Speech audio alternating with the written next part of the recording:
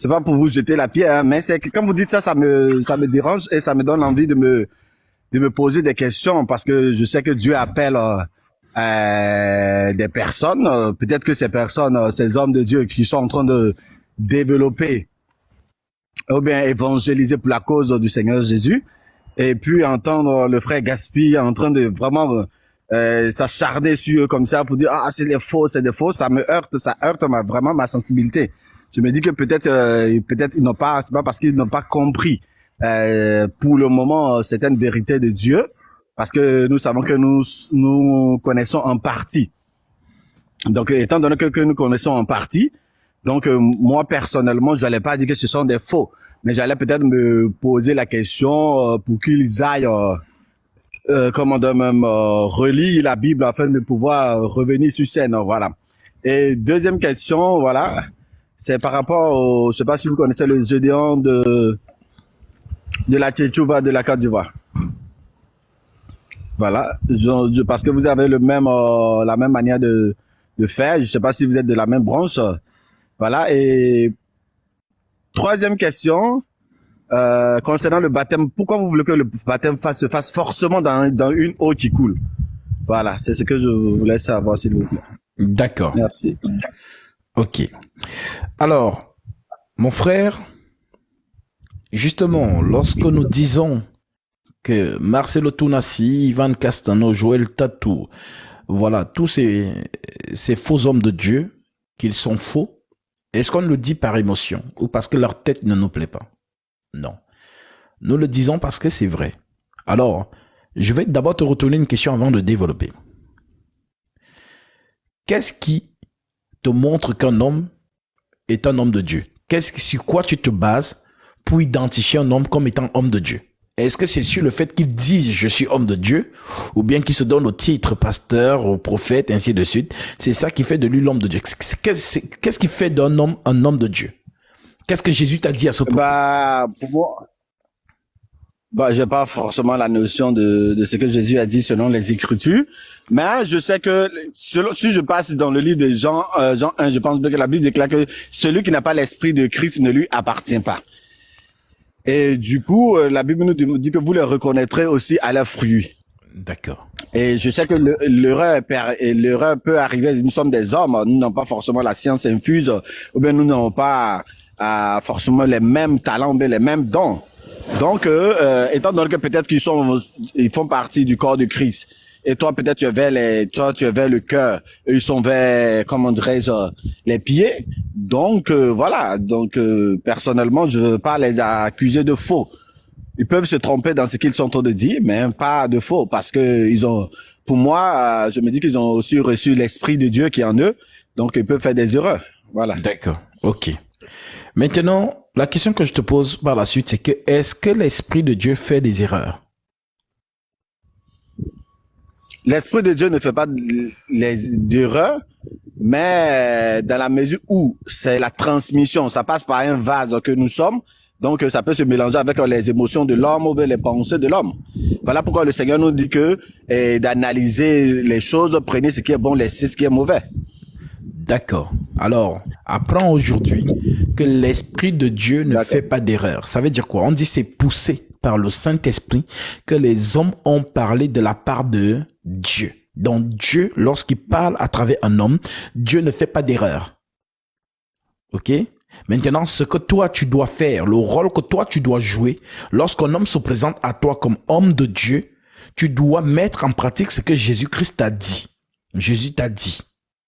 Dans Matthieu 7, verset 24, c'est pourquoi quiconque entend ces paroles que je dis et les met en pratique sera semblable à un homme prudent qui a bâti sa maison sur le roc.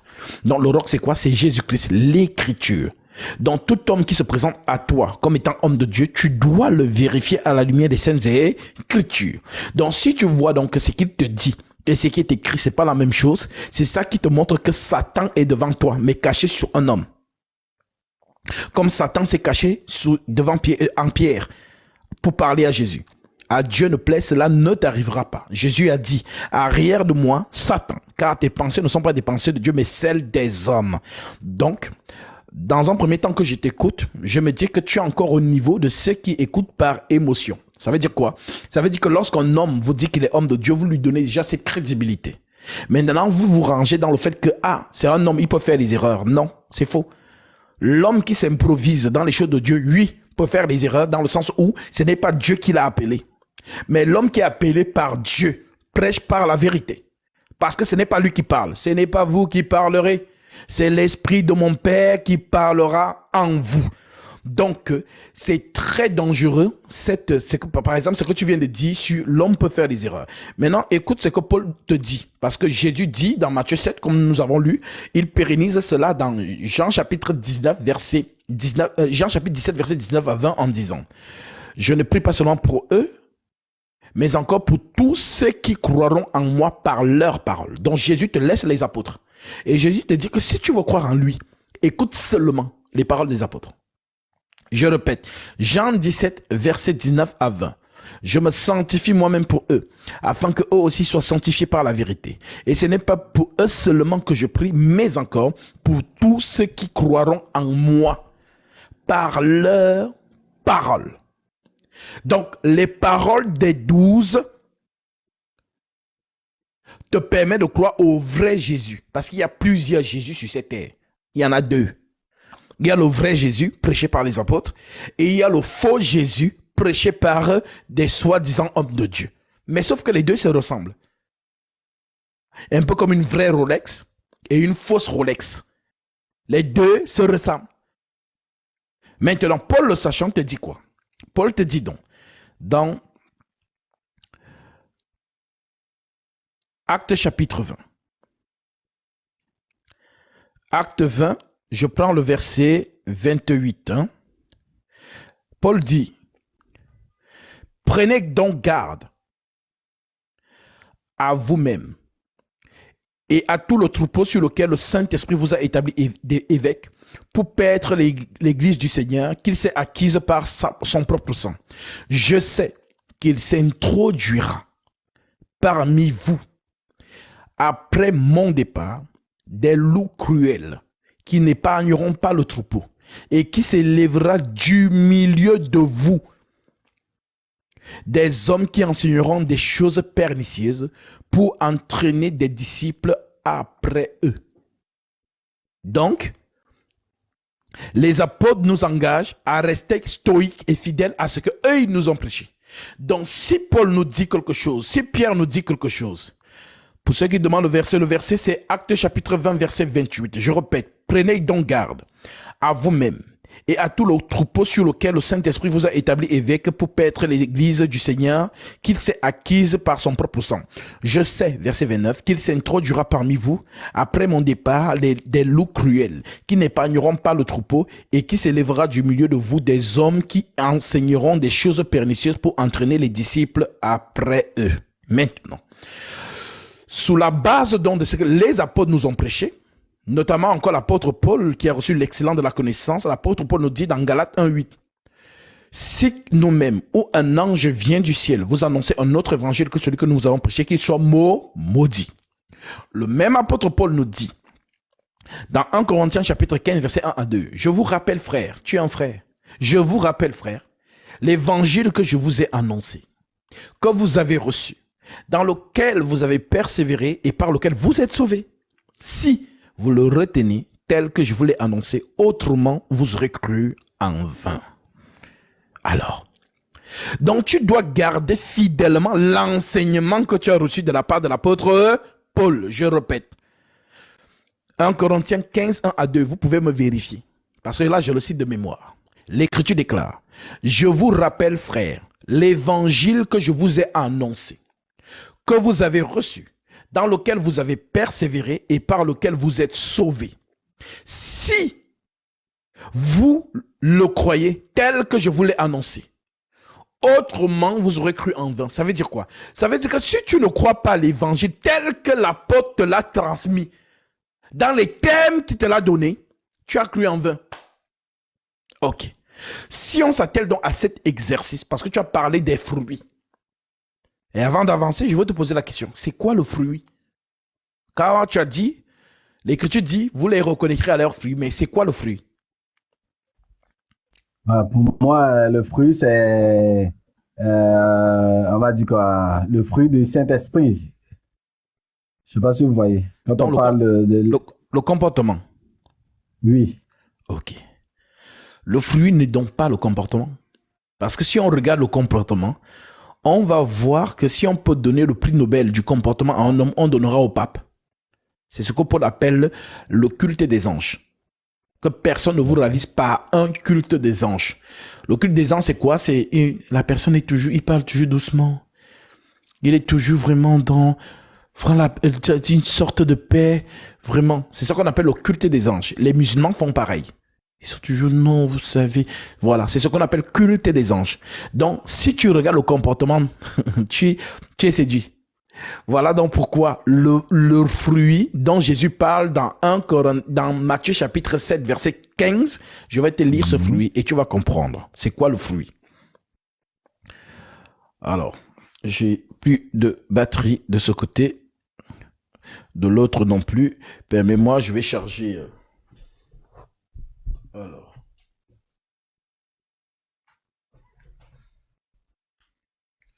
En attendant, nous allons revenir au papier. Alors, je prends Matthieu chapitre 7, verset 15.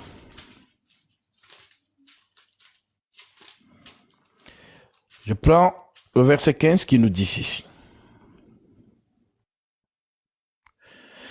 Gardez-vous des faux prophètes. Ils viennent à vous en vêtements de brebis. Donc, le vêtement de brebis, c'est quoi? C'est des personnes qui viennent sur une apparence d'humilité ou de piété. Mais au-dedans, ce sont des loups ravisseurs. C'est ce que je venais de t'expliquer. Vous les reconnaîtrez à leurs fruits. Maintenant, Jésus explique le fruit. Cueille-t-on des raisins sur des épines? Ou des figues sur des chardons? Tout bon arbre porte du bon fruit. Mais le mauvais arbre porte du mauvais fruit. Un bon arbre ne peut porter de mauvais fruits, ni un mauvais arbre porter de bons fruits. Tout arbre qui ne porte pas de bons fruits est coupé et jeté au feu. C'est donc à leurs fruits que vous les reconnaîtrez. Donc le fruit, c'est quoi? C'est la parole. Conformément à Matthieu 13, verset 23. C'est pourquoi quiconque entend ces paroles que je dis et les met en pratique, quiconque entend ces paroles que je dis, plutôt dans Matthieu chapitre 13 au verset 23. La bonne terre est celle qui entend la parole et qui la comprend. Elle porte du fruit. Un grain en donne 100, l'autre 60, l'autre 30. Donc le fruit, c'est quoi? C'est la parole de Jésus. Vous les reconnaîtrez à leurs fruits. Donc l'arbre, c'est un homme. Parce que Jésus dit tout arbre qui n'a pas été planté par mon Père sera déraciné. Et il ne parle pas des plantes qui sont dehors là. Non, l'arbre dont il parle, c'est l'homme. Donc l'homme qui se dit quoi? Serviteur de Dieu. Donc tout bon arbre, Jésus dit, porte du bon fruit. Donc le bon arbre prêche la vérité. Le mauvais arbre prêche le mensonge. Donc dans un arbre, il ne peut pas avoir la vérité et le mensonge. Non! Car l'Écriture dit, un peu de levain fait lever toute la pâte. Donc, si tu prêches 1000, c'est-à-dire, disons, 99% de vérité, mais que tu mets seulement un petit levain, c'est fini. Tout ça, c'est faux. Donc, de la même source ne peut pas sortir de l'eau douce et de l'eau salée. Donc, voilà donc pourquoi Jésus te dit que tu les reconnaîtras à leurs fruits. Alors, vu qu'on doit les reconnaître à leurs fruits, allons donc vérifier le fruit des gens que je te dis qui sont faux là. Prenons par exemple Marcelo. Ok. Voilà, c'est même bien comme j'ai le truc là, comme ça tu vas écouter. Que nous ne disons pas qu'ils sont faux par émotion. Au contraire, nous voulons les sauver. Nous disons qu'ils sont faux parce qu'ils contredisent le fruit. En d'autres termes, l'écriture, la parole. Nous écoutons ceci.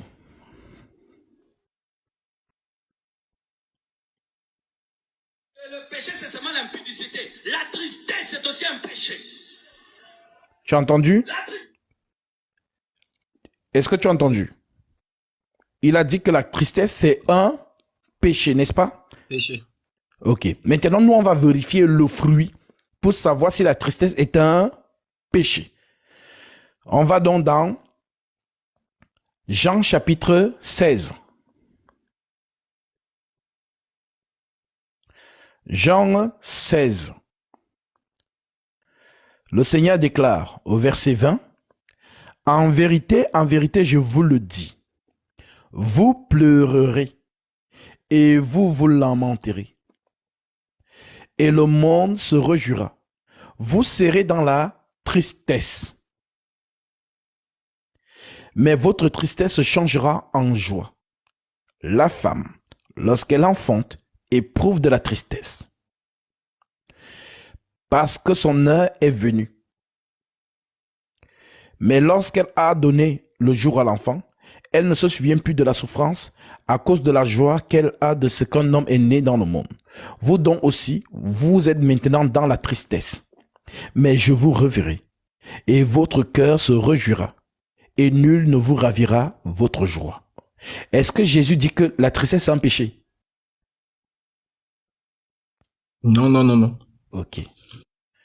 Donc la femme dont il parle, il fait allusion à qui? Il fait allusion à lui-même. C'est lui la femme qui donne la vie. Voilà pourquoi l'Écriture dit, lorsque Marie vient lui dire, ils n'ont plus de vin. Qu'est-ce que Jésus dit? Femme, qu'y a-t-il entre toi et moi? Mon heure n'est pas encore venue. Donc l'heure qui vient, c'est quoi? C'est l'heure de la tristesse. Parce que c'est l'heure de l'angoisse, de l'agonie. Donc, celui-là dit que la tristesse est un péché, mais notre Seigneur nous dit que la tristesse n'est pas un péché. La tristesse, au contraire, est notre partage. Est-ce que le Saint-Esprit le confirme, puisque le Saint-Esprit doit nous conduire dans toute la vérité? Demandons au Saint-Esprit. Nous prenons 1 Pierre, chapitre 1, verset 6. L'Écriture dit, 1 Pierre, chapitre 1, verset 6, l'Écriture dit, c'est là ce qui fait votre joie. Donc, il parle à l'Église. C'est là ce qui fait votre joie. Quoique maintenant, puisqu'il le faut, vous soyez attristés pour un peu de temps par diverses épreuves. Mon frère, ce que Marcelo Don dit, est-ce que cela sont approuvés par les Écritures? Non, non. Voilà donc comment on attrape le démon qui est dissimulé dans un homme pour propager le mensonge. Et c'est subtil. Les gens, tu sais, le chrétien, le vrai disciple de Jésus-Christ, c'est celui qui a la Torah dans le cœur. Et la Torah dans le cœur, c'est quoi? C'est l'Écriture. Voilà pourquoi dans ces choses, on ne joue pas. L'ennemi est dissimulé dans des corps, comme le Saint-Esprit est dissimulé dans des corps. Ça veut dire que lorsque l'Esprit Saint te prêche au travers d'un homme, l'Esprit Saint va toujours acclamer les Écritures. L'Esprit Saint ne te dira jamais quelque chose qui va contredire l'Écriture. Maintenant, lorsque celui-ci s'est dit homme de Dieu, ça c'est le premier exemple que je te montre pour que tu vois toi-même que ces hommes-là, fais attention, ne les écoute pas avec une oreille d'émotion. Écoute-les avec l'Écriture. Est-ce que ce qu'il dit et ce qui est écrit sont un?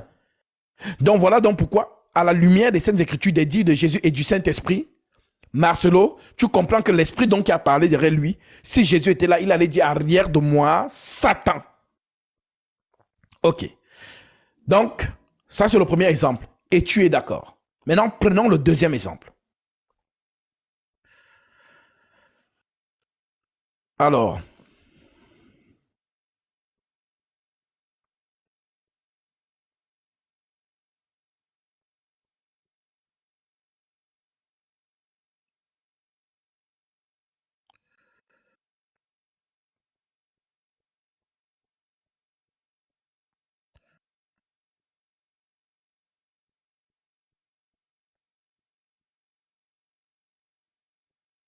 Je crois au ministère de la femme. Je crois que la femme peut prêcher. Je crois que la femme peut enseigner. Je crois que la femme peut prêcher la parole. Le feu est sur tout le monde. Tout le monde, amen. Hey! Les femmes n'étaient pas dans la chambre haute pour cuisiner. Les femmes n'étaient pas dans la chambre haute pour préparer. Les femmes n'étaient pas dans la chambre haute pour donner le café. Tout le monde met. Matériaba. Chida de boy. Ma soeur prophétise, enseigne, prêche la parole, prie pour les malades. je remets encore pour que tu entendes encore bien. Je crois que la... crois au ministère de la femme. Je crois que la femme peut prêcher. Je crois que la femme peut enseigner. Je crois que la femme peut... Ok. C'est l'effervescence. C'est les cris. Il est en plein cancer. Et tous les soi-disant chrétiens mal affermis disent Amen. Quand on dit Amen au mensonge, ça veut dire qu'on participe aux œuvres d'iniquité. Maintenant, nous donc, vu qu'on a dit que nous restons basés sur l'enseignement que nous avons reçu des apôtres, que Jésus nous a recommandé, je ne prie pas seulement pour eux, mais encore pour tous ceux qui croiront en moi par leur parole. Alors, allons demander ce que les apôtres, le Saint-Esprit a dit concernant ce que Marcelo lui dit. Parce que lui dit que la femme peut enseigner, n'est-ce pas?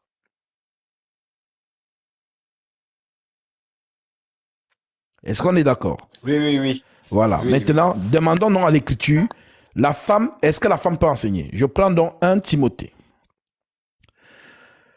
Chapitre 2, je prends le verset 12. Je ne permets pas à la femme d'enseigner. Maintenant, entre ce que Marcelo dit et ce que l'Écriture nous dit, on croit qui? Nous croyons à l'Écriture. Donc, l'esprit qui prêche derrière lui, c'est l'esprit contradictoire aux Écritures, en d'autres termes, Satan. Et ça se fait dans une ambiance. Je crois au ministère de la femme. Je crois que la femme peut prêcher. Je crois que la femme peut enseigner. Voilà. Ça se fait dans une ambiance théâtrale. Oh, l'effervescence, les musiques, les jeux de lumière, les gens sont en euphorie. Mais Satan est en train de prêcher. Satan est en train d'injecter le poison dans les âmes. Mais les âmes sont là. Ils ne discernent pas que, mais attends, mais l'Écriture dit que la femme n'enseigne pas. Mais lui dit que la femme enseigne. On croit qui? Est-ce que c'est Paul qui nous a menti? Est-ce que c'est lui qui nous ment? Paul, que dit le Seigneur concernant son ouvrier? Nous lisons. Actes chapitre 18, verset 9. L'Écriture dit ceci. Le Seigneur dit à Paul en vision, pendant la nuit, ne crains point, mais parle, et ne te tais point, car je suis avec toi. Et personne ne mettra la main sur toi pour te faire du mal. Parle, car j'ai un peuple nombreux dans cette ville. Celui qui est derrière Paul, c'est Jésus-Christ. Donc tu combats Paul, tu combats le Christ. Je prends encore. Acte 23, verset 11. L'Écriture dit, la nuit suivante, le Seigneur apparut à Paul et dit, prends courage, car de même que tu as rendu témoignage de moi dans Jérusalem, il faut aussi que tu rendes témoignage dans Rome. C'est l'ouvrier du Seigneur. Je prends encore Acte chapitre 9. Je prends directement verset 15. Mais le Seigneur lui dit, va, car cet homme est un instrument que j'ai choisi pour porter mon nom devant les nations, devant les rois et devant les fils d'Israël. Je lui montrerai tout ce qu'il doit souffrir pour mon nom. Donc, c'est le Seigneur Jésus-Christ qui est derrière Paul. Tu le contredis, tu contredis le Seigneur. Ça fait 2 preuves. Maintenant, je te montre la troisième.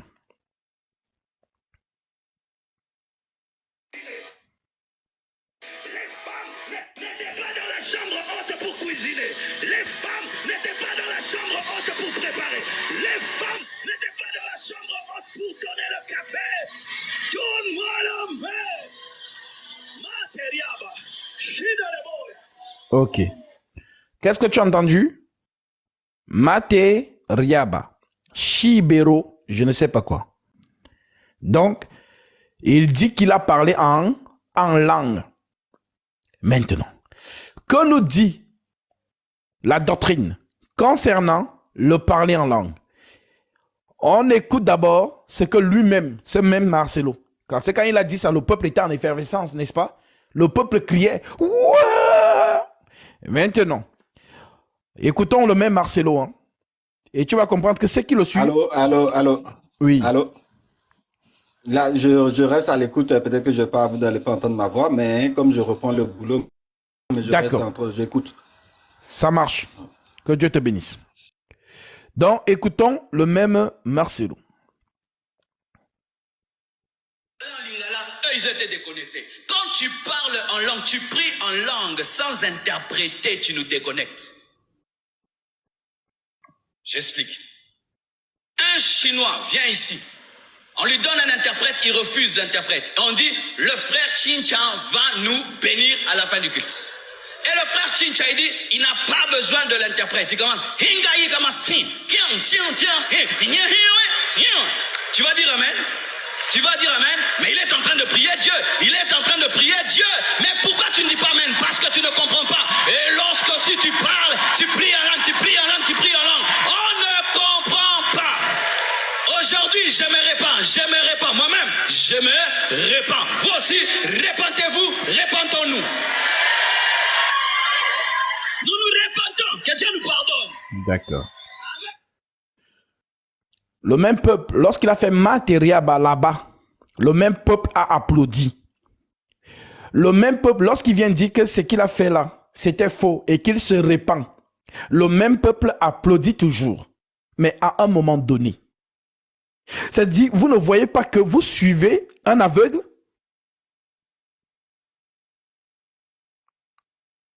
Donc, pour vous prouver que les gens ne suivent pas les Écritures, non, les gens ne suivent pas les Écritures. Les gens suivent les hommes. Les gens sont devenus des fanatiques d'êtres humains. Ce n'est pas l'Écriture qui suivent. Pourtant, la parole dit, ta parole est une lampe à mes pieds, une lumière sur mes sentiers. Ça veut dire que là où le pied, la lumière s'allume, c'est là où tu poses ton pied. Parce que c'est elle ton guide dans le monde des ténèbres. L'Église se trouve dans un monde des ténèbres. Vous êtes la lumière du monde, que votre lumière luise dans les ténèbres. Mais aujourd'hui, les gens délaissent l'Écriture pour suivre les hommes. Ça veut dire que l'homme là prêche le mensonge. Ça dit et les gens applaudissent. Alors nous, oui, nous sommes les gardiens des Écritures. Le travail des apôtres n'a pas été vain. Ils ne sont pas morts atrocement pour rien. Nous sommes là pour perpétuer leur travail. Appeler tous les disciples de Christ à revenir à la fidélité de la saine doctrine. Sortez de votre sommeil. La prophétie est vivante, car il viendra un temps où les hommes ne supporteront pas la saine doctrine, mais ayant la démangeaison d'entendre les choses agréables, ils se donneront une foule de docteurs selon leurs propres désirs, détourneront l'oreille de la vérité et se tourneront vers les fables. Nous sommes dedans. Ça dit, la même personne prêche le faux, les gens applaudissent. La même personne vient se repentir de son faux, les gens applaudissent toujours. Mais à quel moment vous vérifiez les Écritures dans tout ça? À quel moment? À quel moment vous vérifiez les saintes lettres apostoliques? Vous le faites à quel moment?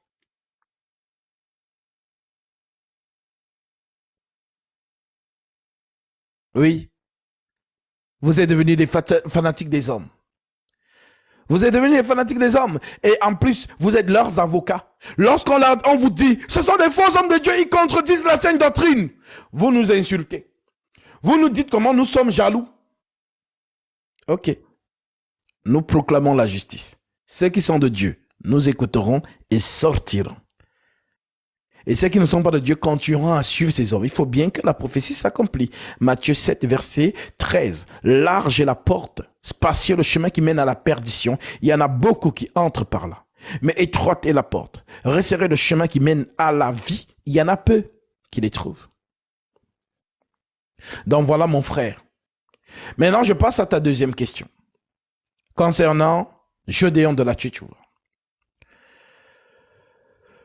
Gédéon de la Tchétchouva a du levain dans son enseignement. Et Gédéon n'enseigne pas. Gédéon fait des commentaires. C'est subtil, mais les gens ne voient pas ça.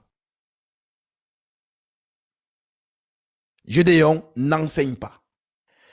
Gédéon fait les commentaires. savez, le commentaire, c'est quoi?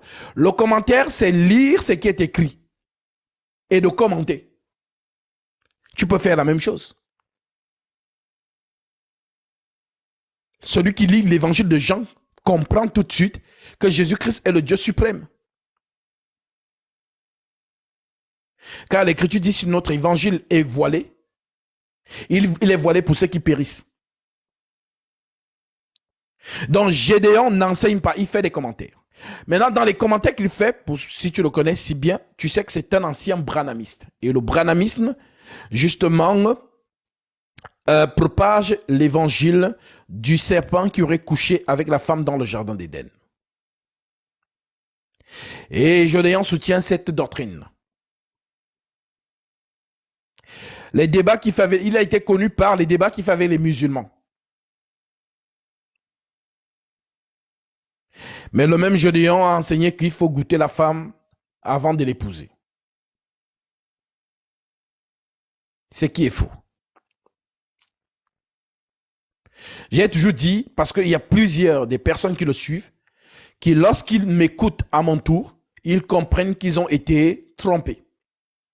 Notamment sur cet enseignement sur la semence du serpent. Notamment sur cet enseignement sur la femme que l'homme qui doit d'abord goûter la femme avant de l'épouser. Donc, c'est un commentateur. C'est pas quelqu'un qui prêche ou du moins qui enseigne, qui décortique les Écritures. C'est quelqu'un justement qui fait les commentaires avec ce qu'ils font dans les rues à Abidjan.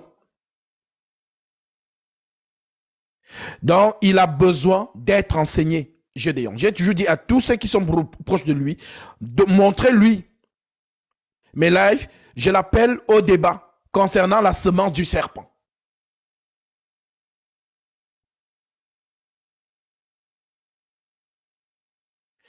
Maintenant, la troisième question que tu as posée, tu nous as dit que l'Écriture dit prenez ce qui est bon et rejetez ce qui est mal. Qu'est-ce qui est bon? C'est l'Écriture. Qu'est-ce qui est mal? C'est le mensonge. C'est la prière de Jésus. Je ne te prie pas de les ôter du monde, mais de les préserver du mal. Le mal, c'est le mensonge. La vérité, c'est le Christ. Donc, nous, les disciples de Christ sur la terre, nous devons justement nous protéger, durant toute notre vocation, nous protéger du mal, en d'autres termes, du mensonge. Donc, mon frère, je pense qu'avec cette limpidité d'explication, tu as compris pourquoi nous appelons ces gens faux. Et leurs victimes, c'est beaucoup les femmes. Les femmes sont très émotionnelles. Et c'est connu. Une femme peut recevoir 3 dragueurs le même mois. Chacun vient à son tour. Le premier du mois, il y a un dragueur qui vient.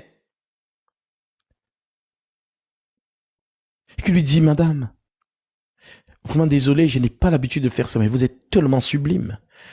Je suis comme un jour éblouissant de clarté, quelle beauté. Oh non, vraiment, je suis pressé. Non, s'il vous plaît, je sais que vous êtes pressé, mais prenez au moins mon numéro. Oh, les hommes, vous êtes toujours comme ça. Est-ce que, je ne sais pas qui vous a fait du mal, mais je ne suis pas tous les hommes. Elle prend le numéro. L'homme va l'inviter. Elle va venir. L'homme va montrer tout le cortège de l'imagination qu'il a. Elle va tomber. On va à la Mougou. L'homme ne va plus appeler. Il va disparaître. Oh non, je suis désolé, vraiment, j'ai été affecté en Australie et moi, les relations à distance, vraiment, c'est pas trop, vraiment, je préfère qu'on s'arrête ici, je suis vraiment désolé. La nouvelle est arrivée aujourd'hui, je dois partir en Australie. Jack. Le 15 du mois, la même femme. Excusez-moi, madame. Excusez-moi, vraiment, je suis vraiment désolé de vous arrêter comme ça. Vraiment, vous êtes tellement magnifique. Ah, vous les hommes, vous dites tous la même chose. Vous êtes tous pareils. Mais madame, est-ce que je suis tous les hommes? Je ne sais pas qui vous a brisé le cœur, mais moi, je suis un homme sérieux. Accordez-moi le bénéfice du doute. Prenez au moins mon numéro 2. Elle tombe encore.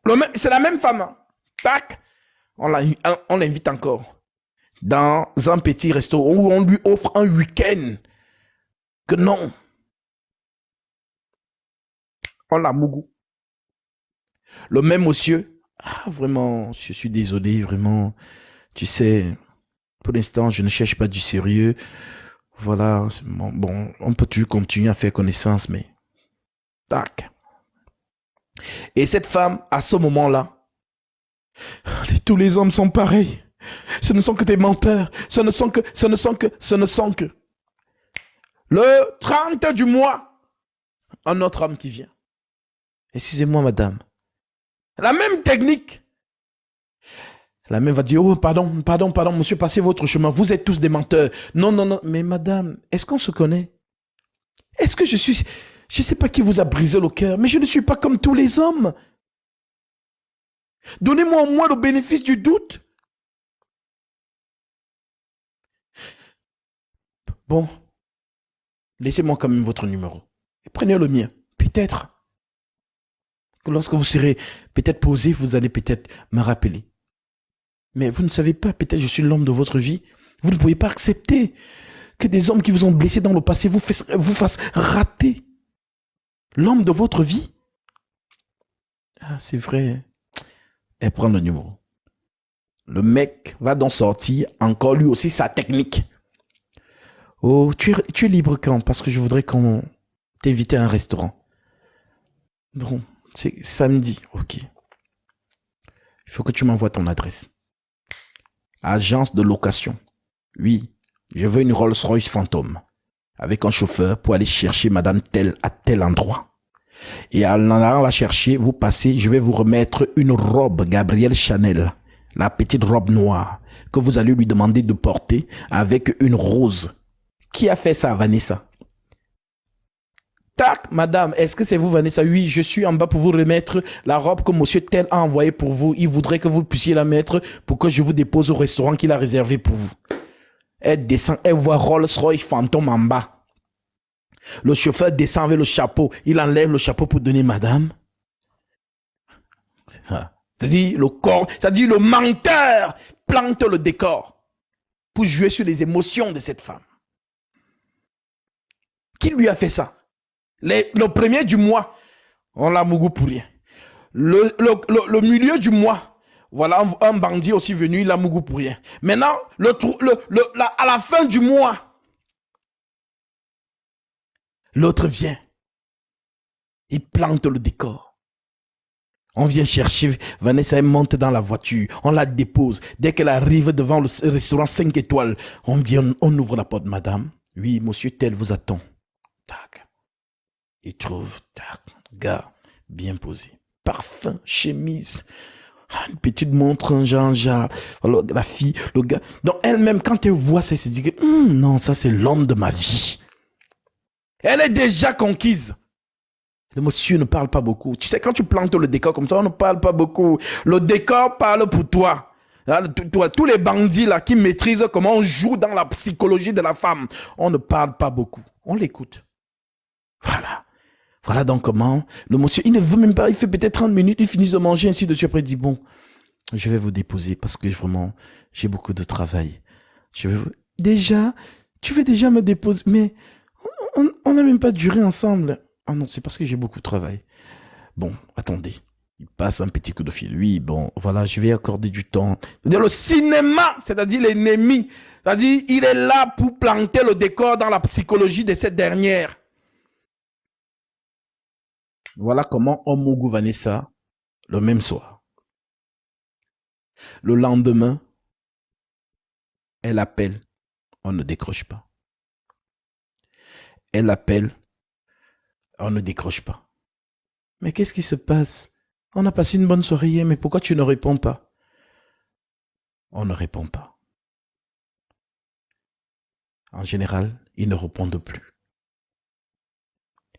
Alors, ce que je viens de vous démontrer, c'est ça la femme. Parce que sa partie la plus sensible, c'est son oreille. Quiconque a l'oreille d'une femme a tout son corps. Ainsi travaille aussi l'ennemi. L'ennemi vient à toi dans une apparence d'humilité, dans une apparence de... Non. Mais quel est le rôle que toi, la femme, tu dois jouer? Parce que tu es une vierge, la vierge du Christ. Tu dois jouer quel rôle? L'écriture. Il n'est pas interdit de te faire draguer. La Bible n'interdit pas qu'on te drague. On t'invite au restaurant, il faut aller. Mange. On t'invite même à la maison, pars. Mange. Mais lorsqu'on veut déjà toucher ton épaule, c'est là que tu dis, tu veux faire quoi, monsieur? Et le monsieur va te dire, ah, mais on n'est pas des enfants, tu comprends, on vient de passer une belle soirée et tout. Je comprends pas. Soyez plus explicite, monsieur. Mais vous êtes une femme, je suis un homme. Je comprends toujours pas. Oh, vous n'êtes pas né de la dernière pluie. Ah, voilà. Monsieur, je ne comprends pas. Parlez-moi français. J'ai envie de faire l'amour avec vous. Ok. Tu prends ton téléphone, ma chérie. Tu composes le numéro de ton père. Tu lances l'appel. Tu mets le haut-parleur. Tu lui donnes. Il va te dire c'est quoi? Tu dis non, c'est mon père. Il faut lui dire que tu as envie de mougou avec moi. Parce que l'écriture dit c'est le père qui marie sa fille. Donc si tu veux mon mougou là, demande d'abord papa. Si papa dit oui, tu peux mougou ma fille, ça veut dire que nous sommes mariés. Parce que le oui du père, c'est le père qui donne sa fille en mariage. C'est ça que Paul nous dit dans 1 Corinthiens chapitre 7. Si les filles font cet exercice-là, on ne va plus les mougou pour rien. Parce que s'il prend, ça veut dire que oui, c'est un homme sérieux qui veut se présenter devant ton père, te prendre de manière officielle. Comme on a pris, Isaac est venu prendre Rebecca par son serviteur. Oui, monsieur, excusez-moi, vraiment, voilà votre fille, vraiment, c'est vraiment une belle femme. Et je suis sûr qu'elle tient cette beauté de vous. Je voudrais vous rencontrer pour, voilà, vous demander sa main. Ok, mon fils. Bon, samedi 20h. Oui, je vous attends chez moi. Elle vous donnera l'adresse. Et le monsieur va se présenter. Et c'est le papa qui marie sa fille. Et qui va vous donner sa fille que, ah, mon fils, je te donne la main de ma fille. Prends le cadeau. À ce moment-là, tu peux mougou avec elle aujourd'hui et jusqu'à ce que la mort vous sépare. Mais celles qui ne mettent pas cela en place, ne vous inquiétez pas. Vous allez toujours avoir des hommes stratèges qui vont vous mougou pour rien. Et vous-même, vous le savez. Donc, ce cas de figure vous présente comment les faux hommes de Dieu vous attirent par ce qu'on appelle le culte de l'image et le culte de la personne. Les belles salles, les instruments faramineux, ils n'ont pas la parole, mais ils vous plantent en décor. Et c'est ça que vous appelez, ça c'est un homme de Dieu. Et vous ne vérifiez plus les Écritures. Alors, sachez-le, la prophétie le dit. 2 Corinthiens, chapitre 11, verset 1. Oh, si vous pouviez supporter de ma part un peu de folie. Mais vous me supportez, car je suis jaloux de vous, d'une jalousie de Dieu, parce que je vous ai fiancé à un seul époux, pour vous présenter à Christ comme une vierge pure. Toutefois, de même que le serpent séduisit Ève par sa ruse, je crains que vos pensées ne se corrompent et ne se détournent de la simplicité à l'égard de Christ. Car si quelqu'un vient vous prêcher un autre Jésus que celui que nous vous avons prêché, ou si vous recevez un autre esprit que celui que vous avez reçu, ou un autre évangile que celui que vous avez embrassé, vous le supportez fort bien. Verset 12. J'agis et j'agirai de la sorte pour ôter ce prétexte à ceux qui cherchent un prétexte, afin qu'ils soient trouvés tels que nous dans les choses dont ils se glorifient. Dans d'autres versions, dans les choses dont ils se vantent. Ces hommes-là, ce sont des faux apôtres, des ouvriers trompeurs, déguisés en apôtres de Christ. Et cela n'est pas étonnant, puisque Satan lui-même se déguise en ange de lumière. Il n'est donc pas étrange que ces ministres se déguisent aussi en ministres de justice. leur fin sera selon leurs œuvres. Alors oui, vous êtes dans ce monde où des ministres d'iniquité se déguisent en ministres de justice. Alors comment les identifier? L'écriture. L'écriture et seulement l'écriture. Même le grand apôtre Paul n'a pas échappé à la lettre, à la règle. Lisons. Actes chapitre 17, verset 11. L'écriture nous dit: aussitôt les frères firent partir de nuit Paul et Silas pour Bérée. Lorsqu'ils furent arrivés, ils entrèrent dans la synagogue des Juifs. Ces Juifs avaient des sentiments plus nobles que ceux de Thessalonique. Et ils reçurent la parole avec beaucoup d'empressement. Et ils examinaient chaque jour les Écritures pour voir si ce qu'on leur disait était exact. Voilà l'attitude des chrétiens, des vrais chrétiens. Voilà l'attitude des vrais disciples de Jésus-Christ. Mais les faux disciples du Christ, ce sont des gens qui écoutent par émotion. Juste elles donnent juste l'oreille. Non, c'est mon homme, c'est mon père spirituel. Mais celui-ci est en train de contredire les Écritures. Elle n'est même pas au courant. Pas tellement elle ne lit pas. Elle ne lit pas. Elle ne lit pas. Il ne lit pas. La plupart des gens qui m'appellent parce qu'ils sont délivrés par la pertinence de l'enseignement. Ah mon frère, vraiment, quand je t'ai vu sur TikTok, c'est là où j'ai compris que, mais en fait, ce qu'on nous dit, c'est du n'importe quoi. Oui, parce que vous ne connaissez pas les Écritures, et alors on vous ment. Quand on est en train de vous mentir, comment vous allez savoir qu'on vous ment? Puisque vous ne lisez pas. Oh non, elle nous a dit, voilà, elle m'a dit qu'il y avait un esprit de mort, et que voilà, pour que l'esprit de mort part, il faut faire un sacrifice sur l'autel. Et voilà, j'ai donné 5 000 €. J'ai dit, quoi? J'ai dit, ma soeur, est-ce que tu lis les Écritures? J'avoue que non. Alors, lisons l'Écriture. Qu'est-ce que l'Écriture dit? Matthieu chapitre 10, verset 5. Tels sont les 12 que Jésus envoya après leur avoir donné les instructions suivantes. N'allez pas vers les païens et n'entrez pas dans la ville des Samaritains. Allez plutôt vers les brebis perdues de la maison d'Israël. Allez et prêchez et dites, le royaume des cieux est proche. Guérissez les malades. Guérissez les malades. Ressuscitez les morts. Purifiez les lépreux. Chassez les démons. Vous avez reçu gratuitement, donnez gratuitement. On ne facture pas le don céleste. En tout cas, le vrai don du Saint-Esprit, on ne le facture pas. C'est ce que Jésus dit.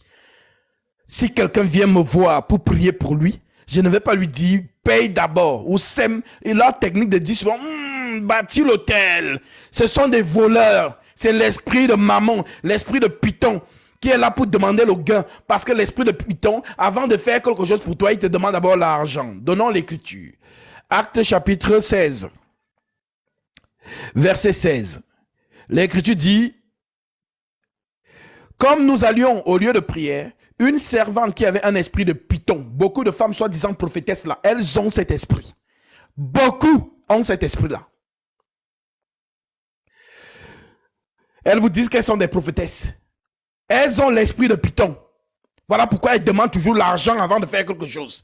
Ou bien tous ces faux hommes de Dieu, les Joël Tatou. Ce sont des faux hommes de Dieu travaillant avec l'esprit de Python. Comme nous allions à un lieu de prière où une servante qui avait un esprit de Python et qui, en devinant, procurait un grand profit pour ses maîtres. Dans cet esprit demande toujours l'argent. Jésus, le pouvoir qu'il nous donne de guérir les malades, de purifier les lépreux, de chasser les démons, Jésus ne nous demande pas de facturer cela. Dans toute personne, écoutez-moi bien, comme vous êtes toujours, lorsqu'on vous dit des choses, conformément aux Saintes Écritures, même après vous avoir donné l'Écriture, on arrive toujours à vous berner. Lorsque la sœur m'a écouté, tu te dis, 5 000 € comme ça pour rien. Oui, oui. Et elles font le chiffre d'affaires sur vous parce que vous ne lisez pas. Vous ne lisez pas. On ne facture pas le don céleste. J'ai prié pour toi. Tu as vu le résultat. Maintenant, de ton cœur à toi-même, c'est-à-dire on ne t'a rien dit. Tu dis, ah vraiment, je veux remercier Dieu. Je m'avais fait une offrande à cet homme. Gloire à Dieu. On ne t'a rien demandé. C'est toi-même que le Seigneur met cela dans ton esprit afin que tu viennes le faire pour être reconnaissante et prendre ta bénédiction. Mais on n'a pas le droit de te prescrire quelque chose. Donc tous ces faux hommes de Dieu en faux profil là, vous serez à nu, car le peuple de Dieu est en train de se réveiller. Ce ministère va réveiller tous les élus de Dieu.